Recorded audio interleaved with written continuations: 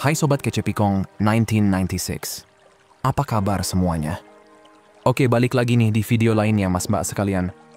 Today kita mau ngebedah tahap yang biasanya si paling ninggalin alias si dumper itu rasain pas masa no contact. Jadi bukan cuma kamu doang yang jungkir balik abis putus, mereka juga ada dramanya sendiri. Gua kasih tahu nih, apa aja yang biasanya muter di otak mereka. Sumpah ini relate banget, gua nggak bohong guys, gua udah pernah ngalamin kok. Jadi gini, abis putus tuh rasanya gila sih, kayak ditonjok kenyataan sampai susah napas. Rasa panik, cemas, patah hati, anjir, itu sakitnya nggak ada obatnya. Serius. Kayak ditinggal mati orang yang kamu sayang, bedanya orangnya masih hidup tapi udah nggak di samping kamu. Nah, pas lagi momen galau itu, otak kita mati lampu, kita gerak pakai emosi doang, ujung-ujungnya suka bikin hal-hal bego yang besoknya bikin nyesel. Pasti kamu pernah kan ngerasain kayak gitu? Nah, makanya sekarang gue pengen jelasin pakai cara waras biar kamu ngerti, biar nggak kebawa setan kebodohan pas lagi baper. Yang perlu dicatat, si paling ninggalin itu biasanya udah mikir jauh sebelum mutusin kamu. Jadi jangan halu mikir bisa dirayu pakai tangisan, dibujuk pakai chat panjang, atau dibombardir telepon. Nggak ngaruh bos.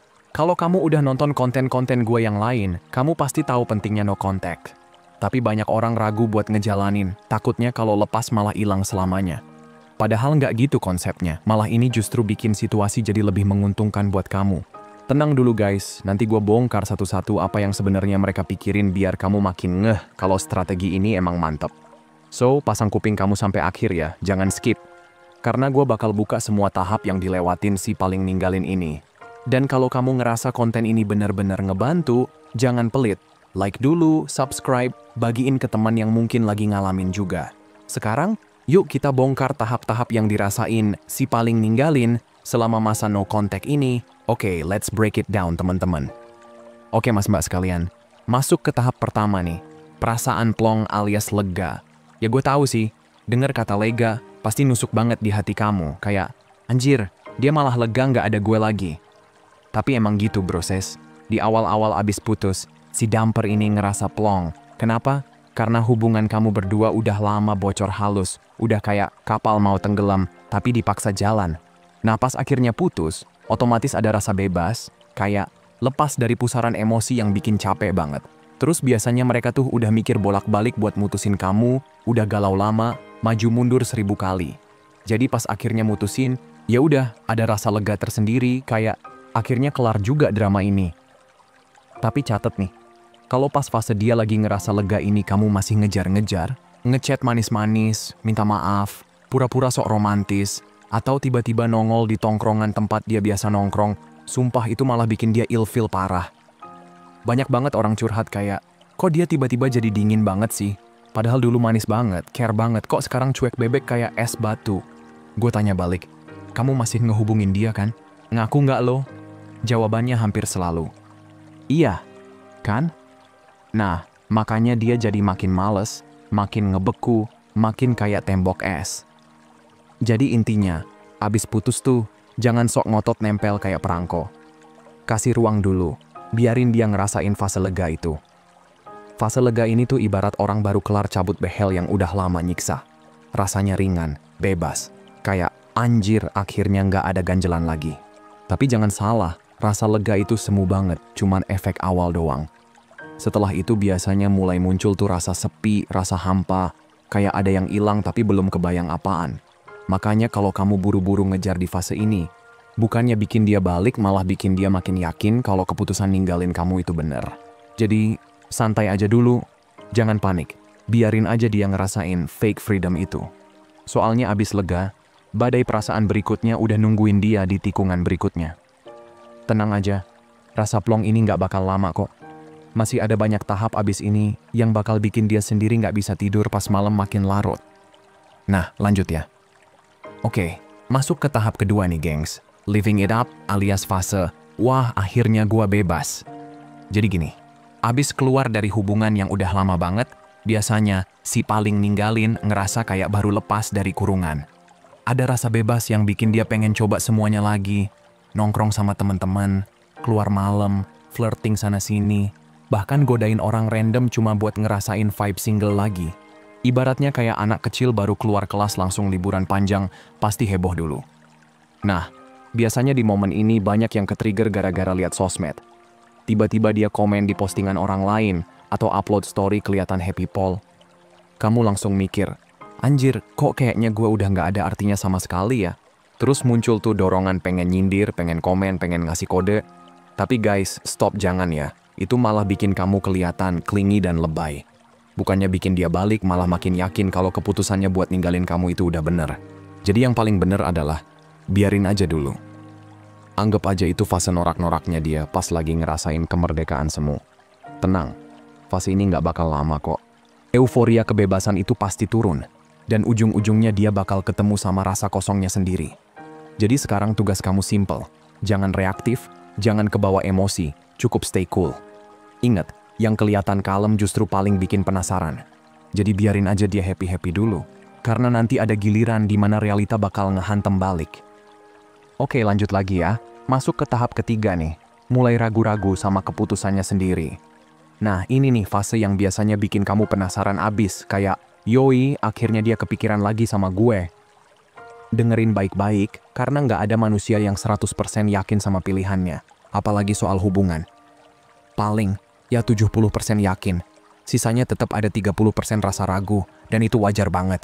Bahkan kalaupun dia ngerasa udah fix ninggalin kamu, tetap ada sisa ruang buat mikir, anjir, bener nggak sih gua mutusin ini? Tapi ingat, ruang ragu itu bisa hilang kalau kamu sendiri yang ngacauin prosesnya. Misalnya kamu tiba-tiba ngechat, muncul di tempat nongkrongnya, atau bikin aksi sok romantis pas dia lagi butuh jarak. Itu malah bikin dia makin yakin buat ngegas jauh-jauh dari kamu. Jadi kuncinya, jangan keburu panik, jangan buru-buru masuk. Biarkan rasa ragu itu berkembang sendiri, biarin dia sendiri yang diganggu pikirannya sama pertanyaan, apa gue nyesel?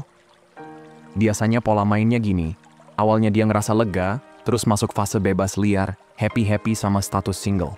Tapi lama-lama, kebebasan itu malah jadi bumerang. Yang tadinya seru, tiba-tiba jadi kosong. Nongkrong sama teman udah biasa, flirting sana-sini ternyata nggak ngasih rasa yang sama.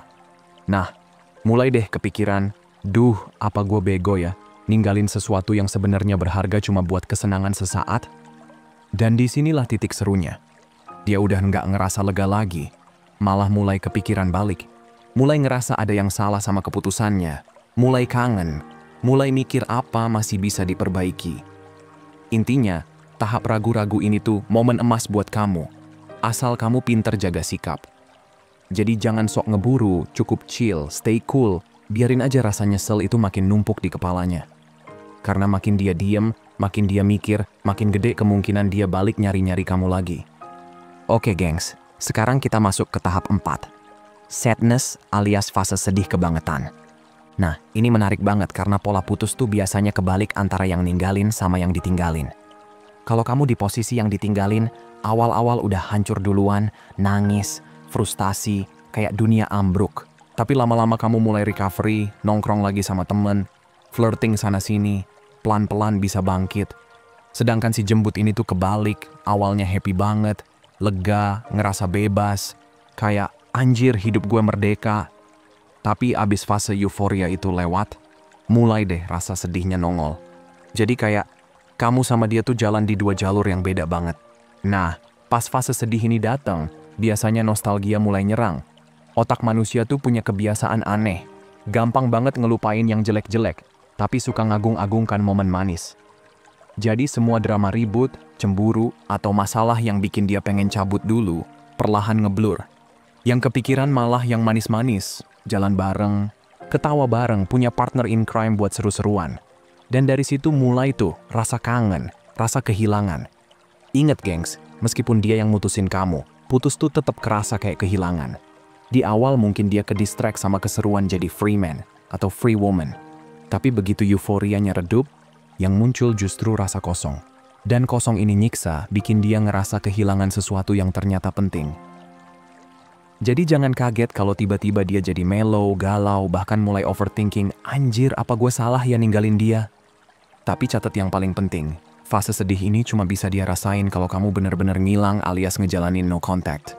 Kalau kamu masih rajin nongol, masih nyodorin diri, masih ngechat, ya jelas dia nggak bakal ngerasa kehilangan. Jadi kuncinya tetap sama, biarin dia bener-bener ngerasain absennya kamu. Karena justru dari rasa kosong itu, rasa kehilangan itu, mulai muncul bibit-bibit nyesel. Dan disitulah, gengs, permainan sebenarnya baru dimulai. Oke gengs, sekarang kita udah nyampe ke tahap 5. Fase halu ngidolain mantan. Jadi gini, di titik ini si Damper mulai kejebak sama memori-memori indah. Yang jelek-jelek udah kabur dari ingatan. Tinggal yang manis-manis doang yang muter di kepalanya. Jadi semua momen jalan bareng, ketawa receh bareng, obrolan random sebelum tidur. Itu semua naik lagi, kayak playlist lama yang tiba-tiba kepencet repeat. Dan di fase ini, kamu bener-bener diposisikan kayak tokoh utama di film hidupnya. Apalagi kalau doi sekarang lagi ada rebound relationship. Nah, yang namanya rebound itu kan biasanya cuma pelarian doang. Awalnya seru, tapi lama-lama kebuka juga minusnya. Dia bakal mulai bandingin. Kok sama yang baru rasanya gini ya, padahal sama dia dulu lebih asik. Dan karena kamu udah nggak ada di realita dia, kamu berubah jadi fantasi, alias versi sempurna di kepalanya. Sementara yang baru, ya realita mentah apa adanya. Dan di situ kamu auto menang, karena realita selalu kelihatan lebih banyak minusnya dibanding imajinasi.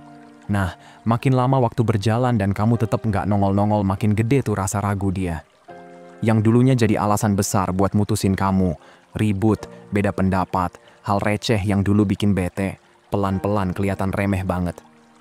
Dia bisa mikir, anjir, segitu doang gue mutusin, apa gue kecepatan nyerah? Mulai deh, dia ngebantai dirinya sendiri pakai pikiran itu. Dan ini yang gokil, gengs, fase idealisasi ini bisa bikin dia parno sendiri. Dia kepikiran, gila, jangan-jangan gue udah bener-bener kehilangan dia selamanya. Rasa kangen plus rasa nyesel mulai ngeblend, jadi koktail emosi yang bikin dia nggak tenang. Nah, disinilah posisi kamu kuat banget. Asal kamu tetap cool, tetap ngilang, tetap kasih ruang. Karena makin kamu nggak ada, makin kamu jadi hantu indah di kepalanya. Dan percayalah, itu jauh lebih nyiksa buat dia daripada 1000 chat yang kamu kirim. Oke gengs, sekarang kita masuk ke tahap 6, fase kepo maksimal. Jadi di titik ini, si Damper udah mulai mikir, anjir, dia lagi ngapain ya sekarang? Apalagi kalau kamu bener-bener ngilang tanpa kabar. Nah, makin kamu adem ayem, makin dia penasaran. Dan ini penting banget. Gue saranin jangan lebay di sosmed.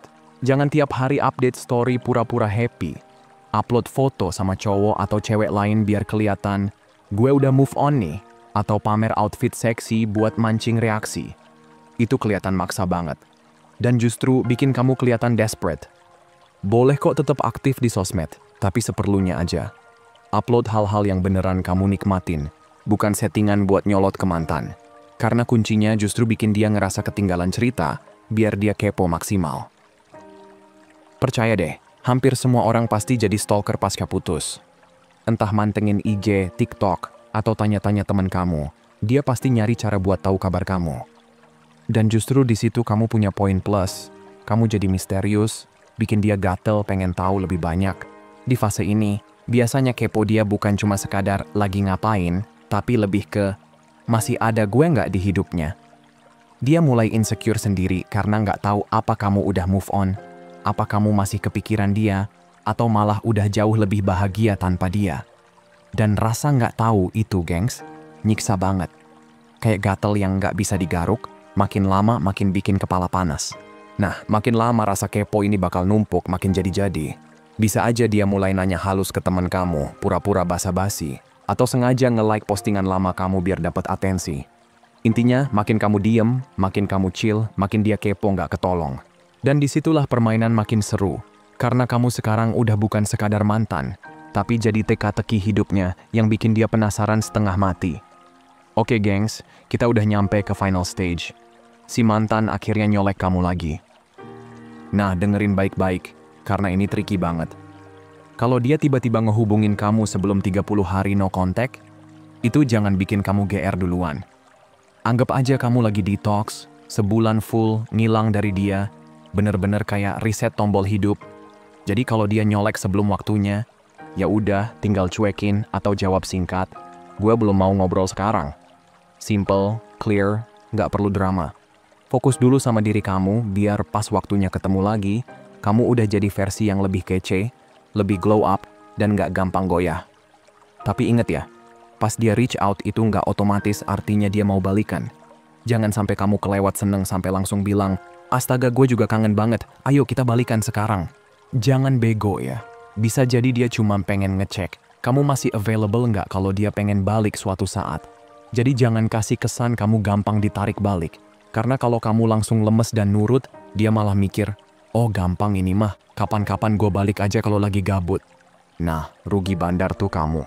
Makanya posisi kamu harus jelas. Kamu udah single, udah bisa berdiri di kaki sendiri, dan udah asik sama hidup kamu sekarang. Kamu nggak perlu ngumbar kayak, gue udah move on kok. Tapi sikap kamu harus nunjukin kalau kamu udah nggak ketergantungan sama dia. Jadi pas dia nyolek, vibe kamu harus chill tapi tetap cool. Biar dia ngerasa, anjir kalau gue mau balik nih, harus usaha keras. Kasarnya, biarin dia yang jungkir balik ngejar kamu. Kamu bukan snack gratisan di minimarket tengah malam, tapi makanan premium yang harus dia bayar mahal. Dan yang paling penting, jangan mau dijebak jadi temen doang. Banyak mantan modusnya kayak gitu. Ya udah kita temenan aja dulu ya. Lah goblok, kamu pikir kita tongkrongan anak SMP apa? Kalau hati kamu sebenarnya masih pengen balikan, pura-pura temenan tuh cuma nyiksa diri sendiri. Jadi beraniin diri buat bilang, gua udah cukup temen, nggak butuh temen baru. Simple. Ingat gengs, kalau dia beneran serius, dia bakal balik dengan effort nyata, bukan ngasih remah-remah perhatian. Jadi, jaga gengsi kamu, jaga harga diri kamu, dan biarin dia yang mati-matian ngebuktiin kalau kamu worth it banget buat diperjuangin. Kalau si mantan akhirnya nyolek kamu lagi, posisi kamu tuh harus jelas. Iya, putus kemarin emang sakit banget, tapi sekarang gue udah nerima kalau gue single full. Itu mindset utama. Kamu nggak perlu ngomong pakai kata-kata textbook begitu juga, tapi vibe kamu harus nunjukin kalau kamu udah berdamai sama keadaan. Jangan sampai kayak, gue seneng banget kamu ngehubungin gue, ayo deh kita lanjut round 2. Lah anjir, jangan nurunin harga diri sendiri kayak gitu. Biarin dia yang ngeyakinin kamu lagi, bukan kamu yang nyodorin diri kayak promo buy 1 get 1. Karena inget ya, di semua tahap hubungan tuh ada rumus penting. Orang cuma ngehargain sesuatu kalau harus usaha dapetinnya. Jadi kalau kamu dikasih gratisan, siapa sih yang bakal jaga? Makanya biarin dia yang ngejar, biarin dia yang ngerayu, biarin dia yang buktikan kalau kamu worth it buat diperjuangin lagi. Kamu bukan hadiah hiburan di acara 17-an brosis. Kamu tuh piala utama yang kalau mau dapet harus jungkir balik dulu. Jadi jangan kasih kesempatan dia santai-santai doang, apalagi kalau sebelumnya dia yang mutusin. Gua ulangin lagi ya, jangan mau dijebak jadi temen doang. Ini tuh modus klasik banget. Ya udah, kita temenan aja dulu ya. Lah, bullshit. Temenan apaan? Kalau hati kamu sebenarnya masih pengen balikan, pura-pura temenan tuh cuman bikin kamu makin nyiksa diri. Ujung-ujungnya kamu jadi backup plan dia. Nggak sehat banget cuy. Jadi kalau dia lempar wacana kayak gitu, kamu bisa santai jawab, gue udah punya cukup banyak temen, thanks. Titik. Nggak usah pakai embel-embel lebay.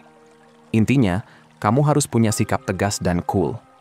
Jangan gampang luluh cuma gara-gara dikasih perhatian sisa-sisa. Karena kalau dia beneran serius mau balik, percayalah, dia bakal usaha segila-gilanya. Dan kalau ternyata dia nggak balik juga, ya nggak masalah. Toh kamu udah single dengan kepala tegak, hati beres, hidup asik, dan harga diri tetap aman. Ingat gengs, mantan tuh kalau balik harus kayak kurir paket. Jelas alamatnya, jelas tujuannya, dan harus bawa sesuatu yang berharga. Kalau nggak, cancel aja. Sebagai penutup guys, yang nggak kalah penting, jangan sampai kejebak CLBK sama mantan. Gue tahu rasanya kadang keslip, ketemu lagi, ngobrol enak, tiba-tiba nyambung lagi. Ujung-ujungnya kayak balik ke masa lalu. Kangen, seru, anget lagi, ciat-ciat lah ya. Tapi habis itu, hening. Beberapa hari nggak ada kabar, bikin kamu mikir, anjir ini kita balikan atau cuma numpang lewat doang sih? Nah itu jebakan Batman.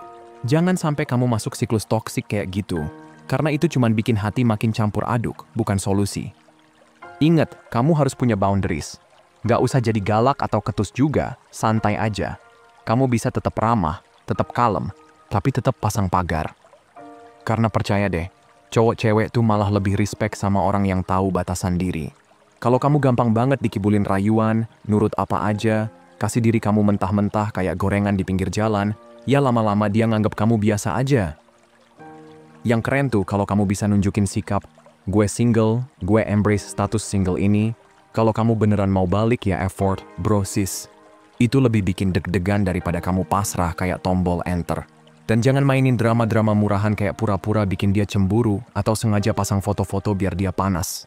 Capek sendiri nanti. Yang penting kamu jangan gampang disodorin status teman plus-plus atau sekedar jadi pelampiasan. Kamu bukan plan B, kamu bukan opsi cadangan. Kamu tuh hadiah utama. Jadi kalau emang dia beneran serius, ya dia bakal balik dengan usaha. Kalau enggak, ya udah, biarin. Orang yang emang ditakdirin buat kamu nggak bakal gampang ngebiarin kamu lepas. So gengs, intinya, jangan kasih diri kamu gratisan. Kamu tuh mahal. Kamu tuh worth it. Kalau emang dia the right one, dia pasti balik dengan niat yang jelas, bukan cuma singgah buat numpang kangen. Kalau nggak balik juga, chill aja. Hidup kamu nggak berhenti di satu orang doang. Dunia masih luas, orang baru masih banyak. Dan yang pasti, harga diri kamu jangan sampai luntur cuma gara-gara nostalgia. Ingat, kita bukan barang obral, kita limited edition.